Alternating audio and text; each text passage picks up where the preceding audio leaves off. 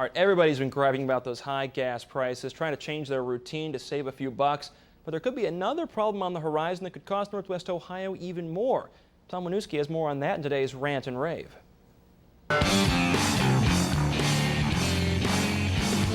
We've been hearing a lot about gas prices these days. When all the executives from the oil companies were on Capitol Hill, I tried to listen to their explanation on why their profits were so high, but it was hard to figure out whom to believe. For example, I think the government makes too much of a profit on gas.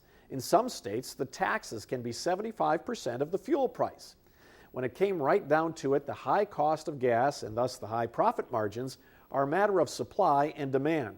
The world is demanding more fuel, and the people who barrel it for us to refine it are supplying less of it.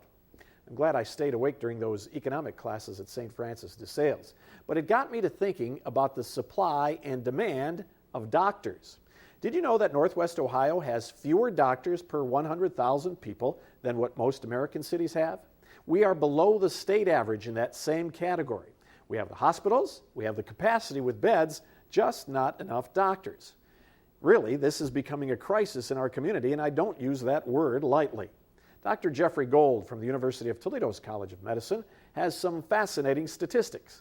He's found that students about to become doctors don't stay in Toledo when they have to do their residency.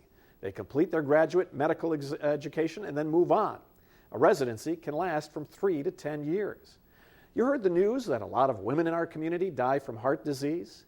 It would seem to me that there would be no shortage of work for those doctors. Teen pregnancies in Lucas County are the highest in Ohio, and child obesity rate isn't much better.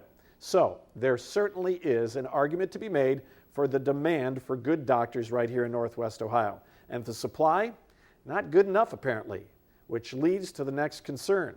If demand is high and supply is down, what does that do to our costs? Almost makes those high costs for gasoline pale in comparison. I'm Tom Waniewski for Fox Rant and Rave.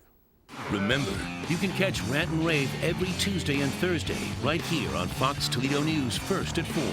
And as always, these opinions do not reflect the opinions of Fox Toledo or its employees.